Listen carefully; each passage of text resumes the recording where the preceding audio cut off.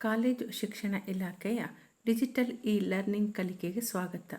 ನನ್ನ ಹೆಸರು ಶ್ರೀಮತಿ ವಿಜಯ ಡಿ ನಾಯ್ಕ್, ಸರಕಾರಿ ಕಲಾ ಮತ್ತು ವಿಜ್ಞಾನ ಸ್ವಾಯತ್ತ ಕಾಲೇಜು, ಕಾರವಾರ. ನಾವಿಂದು ಕರ್ನಾಟಕ ವಿಶ್ವವಿದ್ಯಾಲಯದ 5ನೇ ಸೆಮ್ ಕನ್ನಡ ಐಚ್ಛಿಕ ಪತ್ರಿಕೆಯ ಭಾಗ 1 ಹೊಸಗನ್ನಡ ಸಾಹಿತ್ಯ ಚರಿತ್ರೆಯಲ್ಲಿ ಬೇಂದ್ರೆಯವರ ಜೀವನದ ಕುರಿತು ಅರಿಯೋಣ. ಕುಣಿಯೋಣು ಬಾರ ಕುಣಿಯೋಣು ಬಾ, ಇಳಿದು ಬಾ ತಾಯಿ ಇಳಿದು ಬಾ, ನಾನು ಬಡವಿ ಆತ ಬಡವ, ಒಲವೇ ನಮ್ಮ ಬದುಕು ಎಂದು ಆರಂಭವಾಗುವ ಕವಿತೆಗಳನ್ನು ಕೇಳದ ಕನ್ನಡಿಗನಿಲ್ಲ. ಉತ್ಸಾಹದ ಚಿಲುಮೆಯನ್ನು ಕಿಸಬಲ್ಲ, ನೊಂದ ಜೀವಕ್ಕೆ ಸಾಂತ್ವನ ನೀಡಬಲ್ಲ, ಪ್ರೀತಿ ಪ್ರೇಮಗಳನ್ನು ಮೂಡಿಸಬಲ್ಲ ಕವಿತೆಗಳನ್ನು ರಚಿಸಿಕೊಟ್ಟವರು ವರಕವಿ ಬೇಂದ್ರೆ.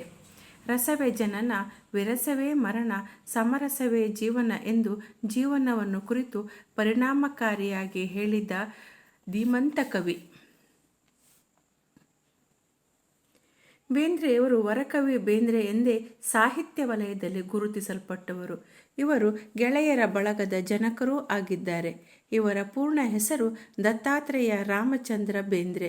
ಇವರ ಬಾಲ್ಯ, ವಿದ್ಯಾಭ್ಯಾಸ, ವೈವಾಹಿಕ ಜೀವನ, ವೃತ್ತಿಯ ಬಗ್ಗೆ ಅರಿಯೋಣ.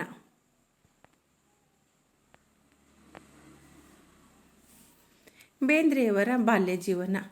ಬೇಂದ್ರೆಯವರು ಜನವರಿ 31, 1896ರಲ್ಲಿ ಧಾರವಾಡದ ಮಂಗಳವಾರ ಪೇಟೆಯಲ್ಲಿ ಜನಿಸಿದರು.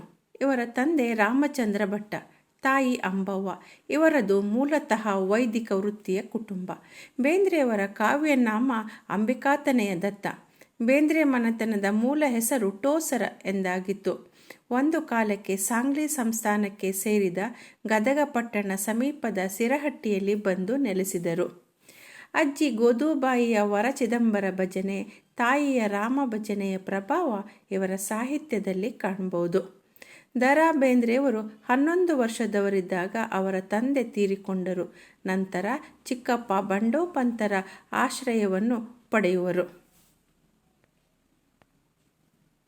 ವಿದ್ಯಾಭ್ಯಾಸ.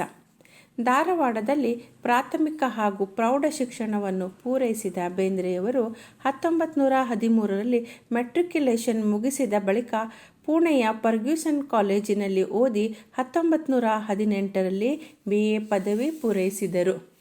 1935ರಲ್ಲಿ ಪುಣೆ ಕಾಲೇಜಿನಲ್ಲಿ MA ಪದವಿ ಪೂರೈಸಿದರು. ವೈವಾಹಿಕ ಜೀವನ. 1919ರಲ್ಲಿ ಜೋಗಳೇಕರ್ ವಾಸುದೇವರಾಯರ ಮಗಳು ರಂಗೋತಾಯಿಯನ್ನು ಹುಬ್ಬಳ್ಳಿಯಲ್ಲಿ ವಿವಾಹವಾದರು. ರಂಗೋತಾಯಿ ವಿವಾಹದ ನಂತರ ಲಕ್ಷ್ಮೀಬಾಯಿಯಾದರು. ಅವರ ಪ್ರಥಮ ಕಾವ್ಯ ಸಂಕಲನ ಕೃಷ್ಣಕುಮಾರಿಯು ಆಗಲೇ ಪ್ರಕಟಿಸಲ್ಪಟ್ಟಿತ್ತು. ಬೇಂದ್ರೆಯವರಿಗೆ ಒಟ್ಟು 9 ಮಕ್ಕಳು. ಆದರೆ ಬದುಕಿ ಉಳಿದವರು 3 ಮಾತ್ರ: ವಾಮನ ಬೇಂದ್ರೆ, ಪಾಂಡುರಂಗ ಬೇಂದ್ರೆ, ಶ್ರೀಮತಿ ಮಂಗಳ. ಬೇಂದ್ರೆಯವರ ವೃತ್ತಿ ಜೀವನ. ಆರಂಭದಲ್ಲಿ ವಿಕ್ಟೋರಿಯಾ ಹೈಸ್ಕೂಲಿನಲ್ಲಿ 3 ವರ್ಷ ಶಿಕ್ಷಕ ವೃತ್ತಿ ಪೂರೈಸಿ ರಾಷ್ಟ್ರೀಯ ಶಾಲೆಯಲ್ಲಿ ಉದ್ಯೋಗ ದೊರಕಿಸಿಕೊಂಡರು. ಸಂಡೂರು ಸಂಸ್ಥಾನದಲ್ಲಿ ಸ್ವಲ್ಪ ಕಾಲ ನೌಕರಿ ಮಾಡಿ 1925ರಿಂದ 32ರವರೆಗೆ ವಿಕ್ಟೋರಿಯಾ ಹೈಸ್ಕೂಲಿನಲ್ಲಿ ಮತ್ತೆ ಶಿಕ್ಷಕ ವೃತ್ತಿ ಮುಂದುವರೆಸುವರು. ಜೀವನ ಪತ್ರಿಕೆಯ ಸಂಪಾದಕರಾಗಿ ಕಾರ್ಯನಿರ್ವಹಿಸುವರು. ಗದುಗಿನ ಚೌಹಾಣ ಪ್ರೌಢಶಾಲೆಯಲ್ಲಿ, ಹುಬ್ಬಳ್ಳಿಯ ಇಂಗ್ಲಿಷ್ ಶಾಲೆಯಲ್ಲಿ ಸೇವೆ ಪೂರೈಸಿದ ನಂತರ ಪೂನಾದ ಕಾಮರ್ಸ್ ಕಾಲೇಜಿನಲ್ಲಿ ಅಧ್ಯಾಪಕ ವೃತ್ತಿ ಪ್ರಾರಂಭಿಸಿದರು. 1944ರಿಂದ 54ರವರೆಗೆ ಸೊಲ್ಲಾಪುರದ DAV ಕಾಲೇಜಿನಲ್ಲಿ ಪ್ರಾಧ್ಯಾಪಕರಾಗಿ ಸೇವೆ ಸಲ್ಲಿಸಿ ಅಲ್ಲಿಯೇ ನಿವೃತ್ತಿ ಹೊಂದಿದರು. ಆಕಾಶವಾಣಿಯ ಪ್ರೊಡ್ಯೂಸರ್, ಸಲಹೆಗಾರ, ಕಾರ್ಯದರ್ಶಿಯಾಗಿ ಕೆಲಸ ಮಾಡಿದ ಅಪಾರ ಅನುಭವ ಅವರದು.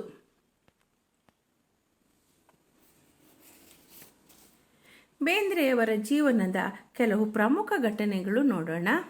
ಮೊದಲನೇದಾಗಿ ಮಗನ ಸಾವು. ಮಗನ ಸಾವು ಬೇಂದ್ರೆಯವರ ಕೌಟುಂಬಿಕ ಜೀವನ ಮತ್ತು ಸಾಹಿತ್ಯದ ಮೇಲೆ ಗಾಢವಾದ ಪ್ರಭಾವ ಬೀರಿರುವುದನ್ನು ಕಾಣಬಹುದು. ನೀ ಹಿಂಗ ನೋಡಬೇಡ ನನ್ನ, ನೀ ಹಿಂಗ ನೋಡಿದರೆ ತಿರುಗಿ, ನಾ ಹೆಂಗ ನೋಡಲಿ ನಿನ್ನ ಎಂಬ ಕವನ ಮಗನ ಸಾವಿನ ಸಂದರ್ಭದಲ್ಲೇ ಜನಿಸಿದು ಎಂಬುದನ್ನು ನಾವಿಲ್ಲಿ ಸ್ಮರಿಸಬಹುದು. ಆಗಿನ್ನೂ ಸ್ವಾತಂತ್ರ್ಯ ಚಳುವಳಿಯ ಬಿಸಿ ಏರಿದ್ದ ಸಮಯ. ಬೇಂದ್ರೆಯವರ ಗರಿ ಕವನ ಸಂಕಲನದಲ್ಲಿನ ನರಬಲಿ ಎಂಬ ಕವನವು ಆಗಿನ ಬ್ರಿಟಿಷ್ ಸರ್ಕಾರದ ಕೋಪಕ್ಕೆ ಕಾರಣವಾಯಿತು. ದೇಶಪ್ರೇಮಿಗಳು ದೇಶಭಕ್ತರೂ ಆಗಿದ್ದ ಬೇಂದ್ರೆ ತಾವೂ ಚಳವಳಿಯಲ್ಲಿ ಭಾಗವಹಿಸಿ ಕೆಲ ಕಾಲ ಸೆರೆಮನೆ ವಾಸ ಅನುಭವಿಸಿದರು.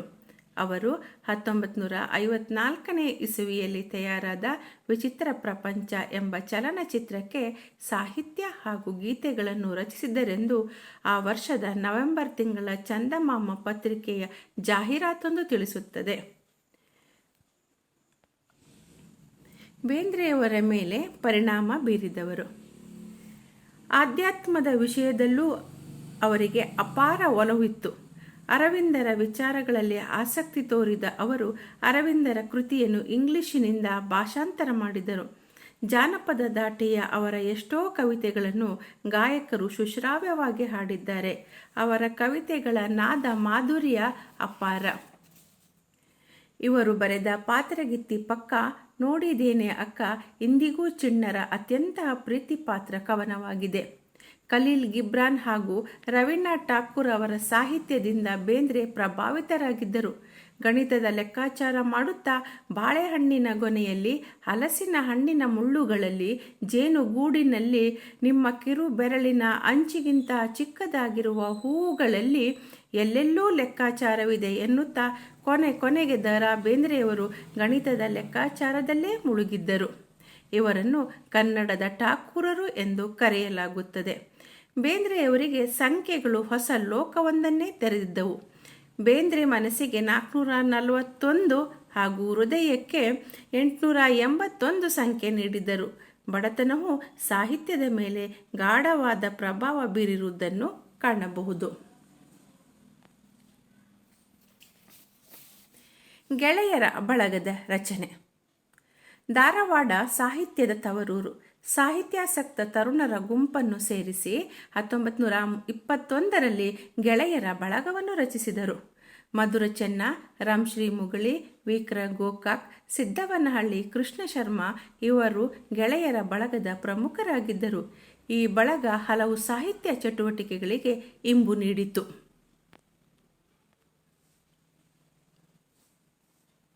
ಬೇಂದ್ರೆಯವರ ಅಂತಿಮ ದಿನಗಳು. ಬೇಂದ್ರೆಯವರು ತಮ್ಮ ಕೊನೆಯ ದಿನಗಳನ್ನು ಸಾಧನಕೇರಿಯ ತಮ್ಮ ಮನೆಯಾದ ಶ್ರೀಮಾತಾದಲ್ಲಿ ಕಳೆದರು. ಗಾಲ್ ಬ್ಲಾಡರ್ ಸ್ಟೋನ್ನಿಂದ ಆರೋಗ್ಯ ಹದಗೆಟ್ಟಿತ್ತು. ಮುಂಬೈನ ಹರಿಕಿಶನ್ ದಾಸ್ ಆಸ್ಪತ್ರೆಯಲ್ಲಿ ಚಿಕಿತ್ಸೆ ಪಡೆದರು. ಚಿಕಿತ್ಸೆ ಫಲಕಾರಿಯಾಗದೆ ಅಕ್ಟೋಬರ್ 26, 1981ರಲ್ಲಿ ವಿಧಿವಶರಾದರು. ಕವಿ, ದಾರ್ಶನಿಕ ಬೇಂದ್ರೆ ಈ ಯುಗದ ಒಬ್ಬ ಮಹಾಕವಿ. ಅವರು ಕವಿಗಳಿಗೆ, ಸಾಹಿತಿಗಳಿಗೆ ಸ್ಫೂರ್ತಿಯ ಸೆಲೆ. ಎಲ್ಲ ಕಾಲಕ್ಕೂ ಬಾಳುವಂತಹ ಕವನಗಳನ್ನು ರಚಿಸಿದ ಕೀರ್ತಿ ಅವರದು.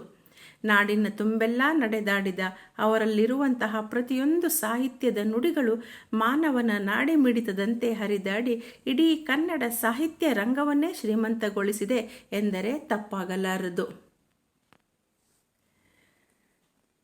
ಒಟ್ಟಾರೆಯಾಗಿ ನಾವು ಇಂದು ಬೇಂದ್ರೆಯವರ ಬಾಲ್ಯ ಜೀವನ, ವಿದ್ಯಾಭ್ಯಾಸ, ವೈವಾಹಿಕ ಜೀವನ, ಬೇಂದ್ರೆಯವರ ವೃತ್ತಿ ಜೀವನ, ಗೆಳೆಯರ ಬಳಗದ ರಚನೆ, ಅಂತಿಮ ದಿನಗಳ ಕುರಿತಾಗಿ ಅರಿತೆವು.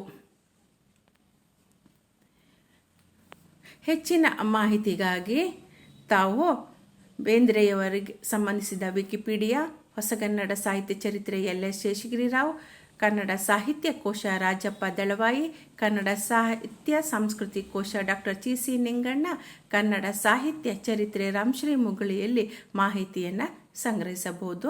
ಧನ್ಯವಾದಗಳು.